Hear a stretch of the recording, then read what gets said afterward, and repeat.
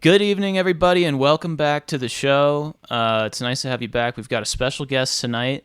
Brad Cromer is with us, professional skateboarder, vintage t-shirt connoisseur, legend in the game. You know him, you love him. Brad, thanks for coming on the show. Yeah, of course. So for this episode, I wanted to do something a little different. It's a privilege to have somebody, so legit in the current modern professional skateboarding ecosystem to come on the show. But I didn't want to just do like what's it like skating for the Gons or whatever. Like Yeah, you have other interests, and I wanted to kind of get into that more. So I wanted to do an episode about vintage tees. A lot of people don't know that you have this like side hustle in vintage, and it seems like the focus is mostly on vintage tees. So I wanted to have like your experience and maybe like tips and tricks of the trade. I would call it a side passion, Nice. like because it genuinely started just from being interested in it, and then the flipping some teas is just pays for the teas I want, basically. So you're a collector first, you would say. Definitely first, like Yeah. I just like vintage teas. Like it's fun to list and sell and resell and whatever, and go find the teas. So I basically just see it as like when I'm listing stuff on here, like sure I'm also like thinning out my closet, which is always good to make room. Uh, but I just stack up the money and then I just use that to buy a more expensive vintage tea that I personally want. There's constant recycling, I guess. Yeah. Yeah, and I noticed that. Like, so for anybody who doesn't know, you can go follow Dig for Fire. That's Brad's vintage page on Instagram. I can see that a lot of you guys are not following, so get on there, Yeah, go follow. smash that follow button. But yeah, I saw you have the top three pinned posts, and those are all sort of your personal, like not for sale pieces, Yeah. just kind of showcasing it.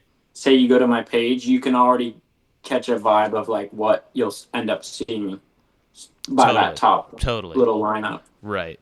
Why vintage tees? Why is this such like an alluring and I think important part of skateboarding? And so this is a diagram I came up with based on no scientific fact whatsoever, but this is kind of my generalization of like what's important in your skating or in a video part. I have 33% clothing, 33% music, and 33% actual skating, and then the skating breaks down into a sub Yeah. trick selection, spot selection, execution. So we're not talking about that. We're talking about clothing. We're talking about your personal swag and how that pairs with your skateboarding in a finished product of a skate Mhm. video. I think it's very important. Definitely the music. Yeah, what the person's wearing too, like how they carry themselves, like their general like vibe. Yeah, for real. So you're paying attention to that if you're seeing that in footage, like, oh, Yeah, this person has this shirt on. I'm obviously watching the tricks or everything, but I'll definitely like be like, "Damn, he has that Green Day shirt," or like, Yeah, yeah. passing by, and I'll go back and I don't know. It's like fun. It's like a fun thing. Maybe how you would do it with like where they are and like geographically Yeah, sure. might might be interesting to you, or like I mean, I guess as skaters, we're all looking at like, oh, where is that spot? We're like checking out, all the background Oh and yeah, everything. dude. I mean, skater. It's so funny the GeoGuessr skate Yeah, crossover thing because I feel like every skater has done that. yeah, So it's just genuinely interesting to me yeah. for sure.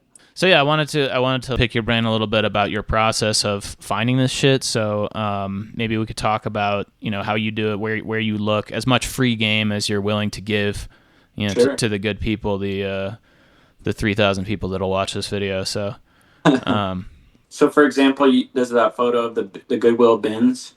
Some people might not know what a Goodwill bins is, but it's just specific Goodwills that literally have those bins, and they'll like rotate out, bring in the new one.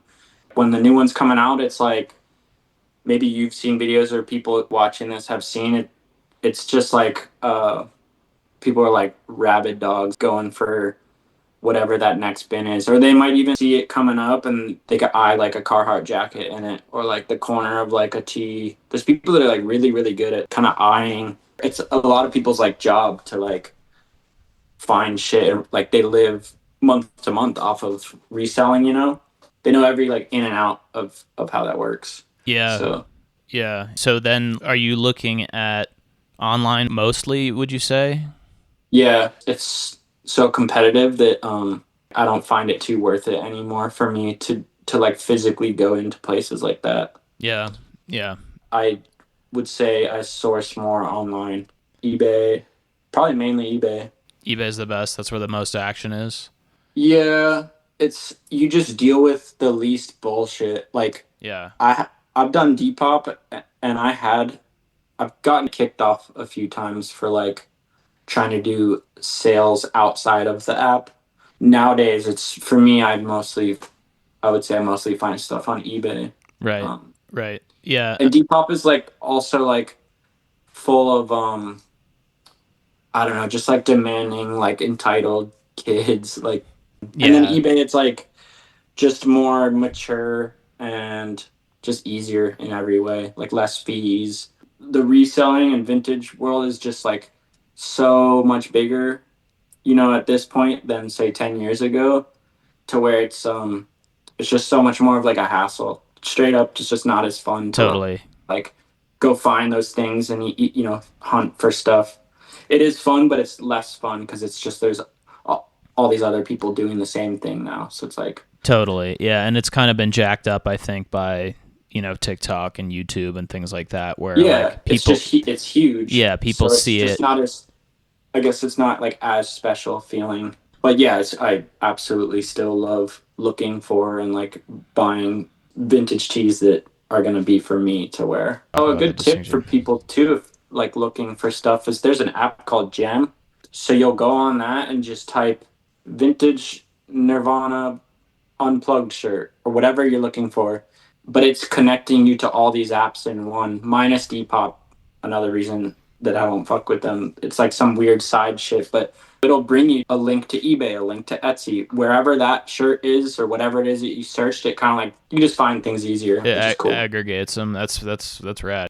I think we all know, how to like Yeah. look for stuff now because it's so available to us on the internet. But there Hmm. are like little things. I think if you've been Yeah, there's doing it for a tips for while, sure. yeah, There's I learn things like every day, just like when we still learn things about skating each time we go skate yeah, or for sure. Let's talk about like conditions. Look at this shirt up here at the top. This I pulled from your website. That's like this kind of right. like fucked up. I think there's like a wolf on the front of the shirt, but like Yeah, yeah, super heavily distressed yeah. piece. Like, So that's kind of pretty big right now. It's called people just call it thrashed, okay, uh, or distressed or thrashed or whatever.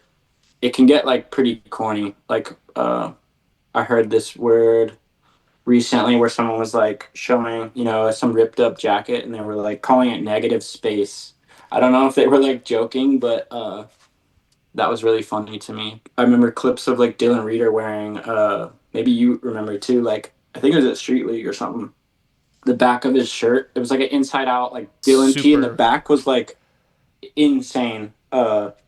Like funny thrashed and he had like pins holding it together every few inches. Like most people just throw the tee out, but it's like I don't know. It's a certain look that some people are attracted to, and then other people would never consider wearing or buying that. So Yeah, it's just in the eye of the buyer of like what it's worth and what it means to them condition wise. yeah. It's interesting. Like the fashion world or whatever you want to call it. Like, Yeah, there's a lot of high end brands trying their hardest to make shirts, new shirts that look like that. Let me grab, I want to show this shirt yeah, real go quick. on. This is pretty much like the style that I was saying of the shirt that Dylan had.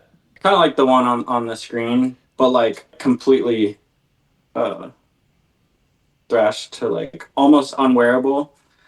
I personally think something about it is just actually so cool when it's like genuinely from the person wearing it, which is that's what this is. This is like a Huff shirt from like when Keith opened the San Francisco store, early Huff.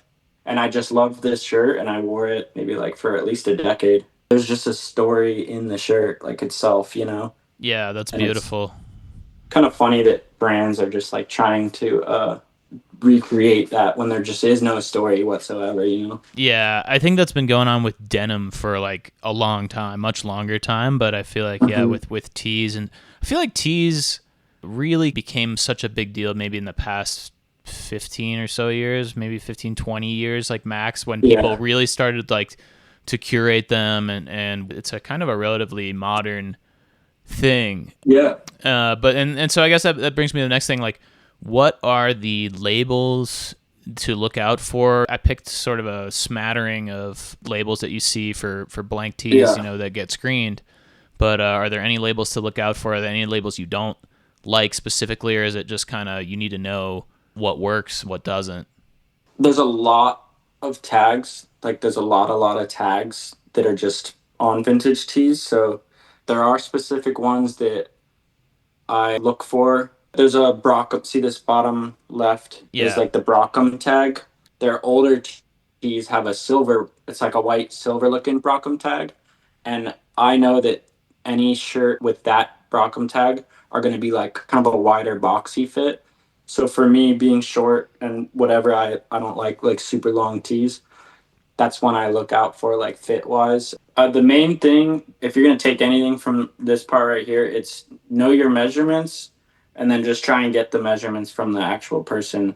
And it would be the pit to the pit, so the shirt like laying flat on the ground, and you'd want the collar like this kind of corner right here down to the bottom, and so it'd be like the cross measurements. Look through tees that maybe you have already, and you're like, oh, this one fits so good. Just lay that out flat and measure pit to pit and the corner to the bottom.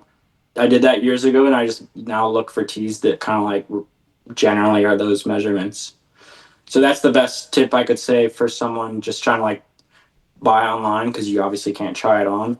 I have gotten tees that someone like claims it's this pit to pit and this length, and I'll get it measured, and I'm like, damn, this shit's long. It happens, and there's nothing you can do about it if someone's just gonna measure it shitty. But yeah, always just either look for or ask for measurements and try and match it up to like a tee you have. good advice, good advice. And then one other thing I always hear, like when I'm looking for stuff online, is single stitch. So like, what's the deal with that? What does that mean? Is it something to do with the construction, or what is that? What's the deal with single stitch? Single stitch is just well, it's just the sleeve right here is what is normally being talked about is single stitch on the sleeve. The bottom hem right here could also be single stitch. Most of the time they're talking about the sleeve, and what it is generally just a marker of the when the tee was made. Because like some point in the '90s, I believe, late '90s, maybe around 2000, most tees were switched to double stitch on the sleeve. So it's kind of just like a general quick marker to like, is the tee actually vintage? Say you're flipping through tees in like a thrift store. Sometimes people will like, if they're in a hurry, they're just kind of looking for like a single stitch sleeve, and then they'll be like, oh shit, and then check that tee because Interesting. Okay. I mean, there's like newer tees that randomly have like a single stitch. That could be like a J. Crew tee or some brand that, Right. and all it is them trying to recreate that look. Right. So Another question I have is how often do you see things that are questionable whether or not they're original or if it's a reproduction? pretty often, actually, I would say at this point, like really often, because vintage is so popular at this point. So a lot of brands want to have that look, thrashed, sun faded, like vintage look. So yeah, it can be difficult at this point, I guess, like differentiating.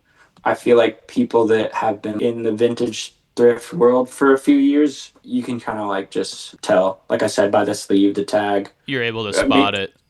yeah, at that point, it would be mainly the tag. Like, Right. if you're unsure, otherwise, Right.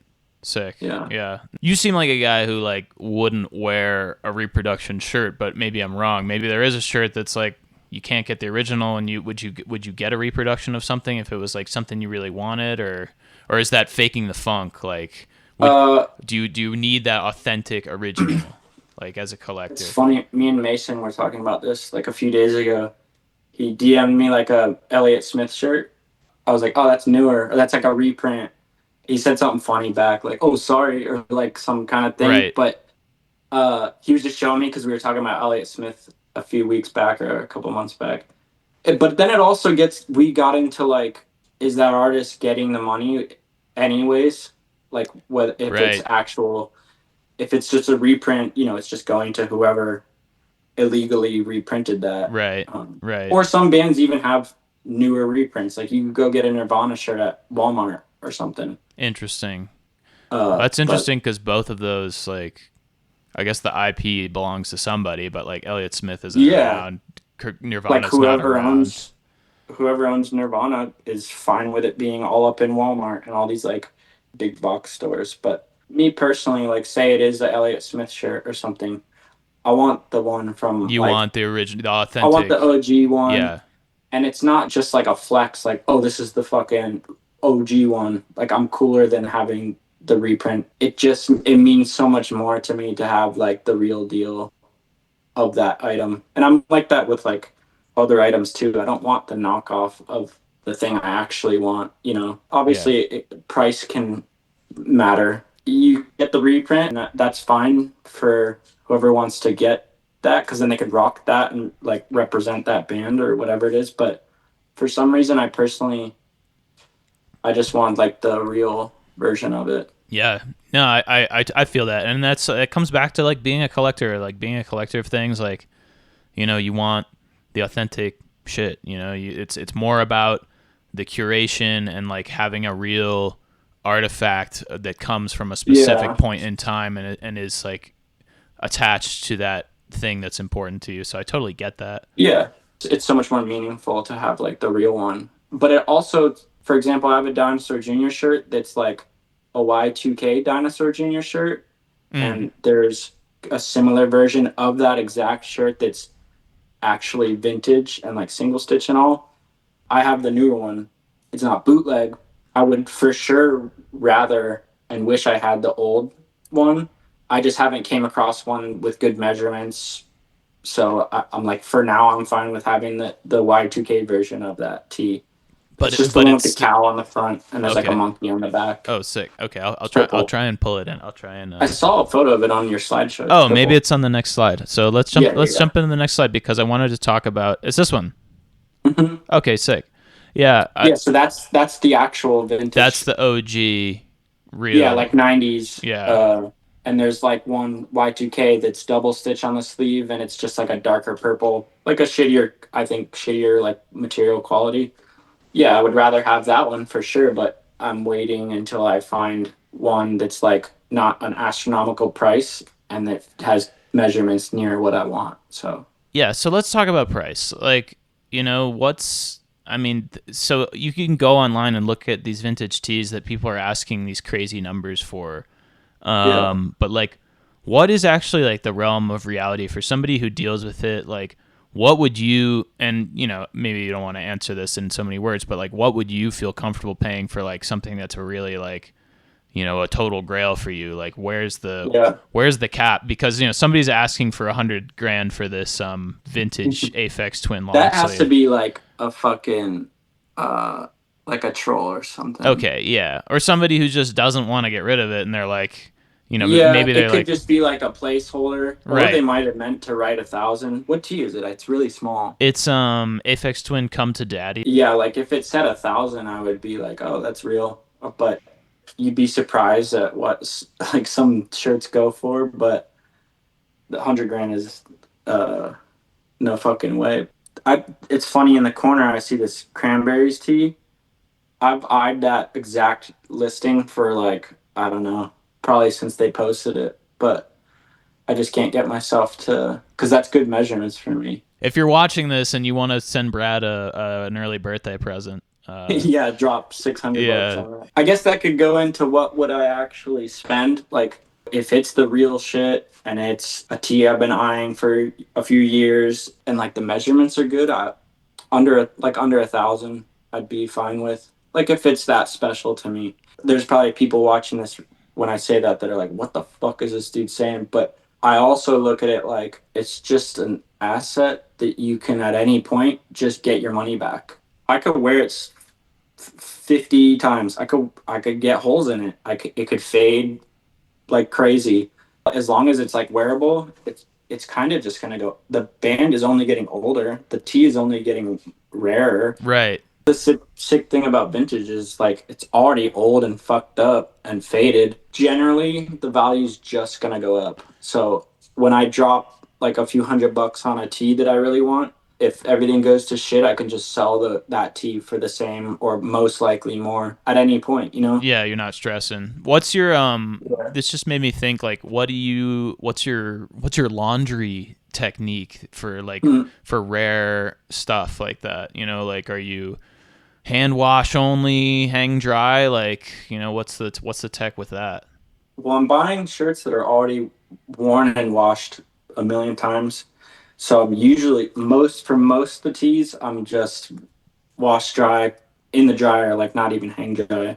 It's already happened to the tee a million times. It's not gonna like change. Mm, It's already the fit it's gonna be. yeah, And then if interesting. it, yeah, or that's what I think. And then when it comes to like it fading or something, I like a faded shirt. So if it fades more, like the better for me.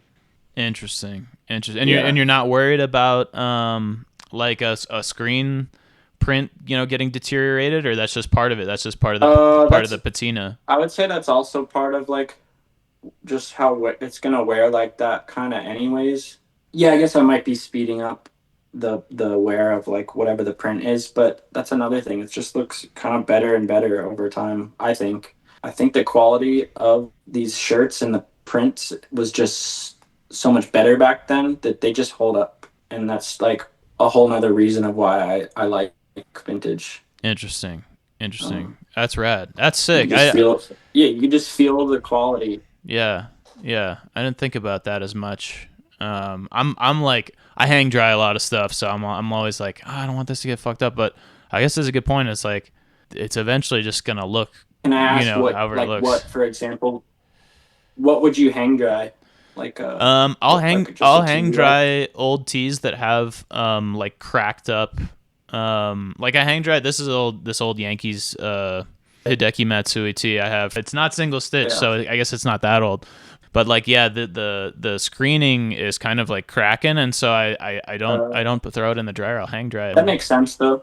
I don't know. Now that you're kind of like opening my mind a little bit, maybe I'll just start throwing shit in the dryer. Well, I don't want to like persuade people to just chuck all their shit in the dryer, but I would say for actual like a shirt from 1998 It's doesn't make a it's not difference. gonna change it anymore. That's yeah, A shirt from 2005 or something yeah, might be different. It might yeah. have like not as good quality of a screen print or Interesting. Yeah. So the old stuff. yeah. Yeah. I mean, yeah. They say it all the time. They don't make them like they used to. So Yeah, it's like yeah. an old truck. It's just like it's like a cockroach. It'll be around forever. Or at least I think so. I hope so for your sake with that old pickup truck we're so familiar with from your YouTube Yeah. edits. So you'll put these your top grails. You'll put these in the dryer. These top three T-shirts after you wear them. Um. Oh yeah. If say I don't wear those three like that often, Right. Those are special. but yeah, I wear them here and there. But yeah, I would throw those all in the normal wash and normal dry. Maybe not the Cockatoo Twins one because it's like on the edge of being a little small on me. I would probably avoid like blasting that one in the dryer because I just wanted like if anything to be bigger. Yeah. Um, Yeah. you know how like when you wear a shirt it kind of stretches out, For sure. but like generally, yeah, I would throw probably any shirt I have in the washer and dryer. That's sick. Well, But I'm not saying for everyone to do yeah, that. no, no. We'll put a caveat that is not real financial advice from. Yeah, Yeah, there should yeah. be. Yeah, I also want to make sure that there's some sort of like disclaimer that like this is all just me just saying how like things I've personally learned over time. None of them is like specifically correct or like I might be off by a year or two or like you know what I mean. Like I'm kind of just riffing on like how it's all gone for me Oh or yeah, like my dude. personal preferences. Well, because I don't want like crazy vintage heads to go in the comments and be like, I can't believe he said the fucking single stitch was this, or like, why would he say that about that tag? It's definitely, you know what I mean? Oh, There's dude. always, People are gonna come in the comments and say some shit like that anyway. Yeah, I mean, No, no, I want them to know I'm not like a fucking scientist, you know. yeah, yeah, I yeah. just like this shit. Yeah, and that's why I wanted to chat with you about this, because it's something, like you said, like it's a passion that you have, and it's something you really care Yeah. about. And Yeah, and like, there's a lot to learn and a lot to know. And like just like I said earlier with skating, like you're kind of always learning tricks and tips, and I don't know, I learn new things about myself and skating and vintage like every day, you know. yeah, yeah, it's like a lifelong pursuit that, like, Yeah, you can always be on the hunt. I'm definitely always looking.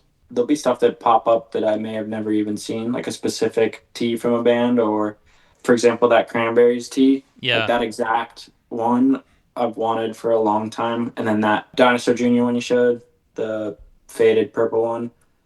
I've always wanted that one, but they're almost always in an extra large, which doesn't work for me. So if I ever see like a large that's not like crazy long, I would consider that like a grail I'm looking for.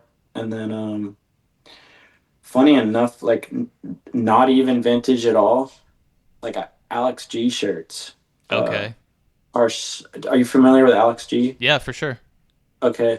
Uh, yeah, I like his shirts are so hard to find. Like they're newer, double stitch, whatever. Obviously, his music career is like fairly new, or you know, within the last 10 years or so. But his shirts are crazy hard to find, so I'm always looking for those. I have one that I definitely like cherish. The fact that I got it is crazy. It's this sick ass light green too. I was just thinking I know there's like the second I get off, I'll be like, dude, there's this exact tee I've been looking for. I was trying to think of a good one. Yeah, well, I mean, it's you've got some, especially for like a shoegaze early '90s grungy type guy. You've got some like legendary pieces in the collection, so it's cool, Thanks. and it's cool that you share them with people. That Cocteau Twins album is one of my all time favorite records. So Yeah, that one that stays on that repeat. album, the album and that tee is insane. It's like, I would say priceless. I think it's going to be cool for people to see how much of a collector you are, and how passionate you are about this shit. Yeah, I love it for sure. Yeah, why not talk about like what people are into? So I'm trying to do more of that moving forward, Yeah, that's with the cool. show. Like So someone that likes vintage will love to. I would think love to watch a video on.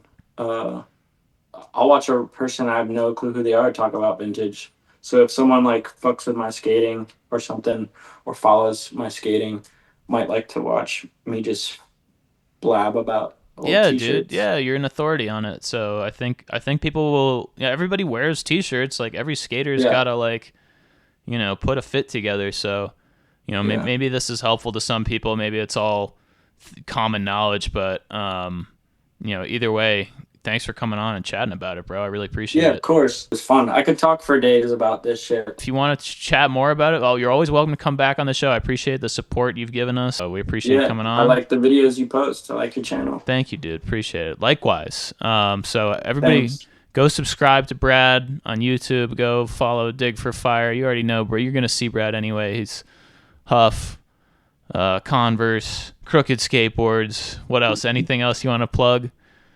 Nah, I don't want to plug stuff. Hell yeah.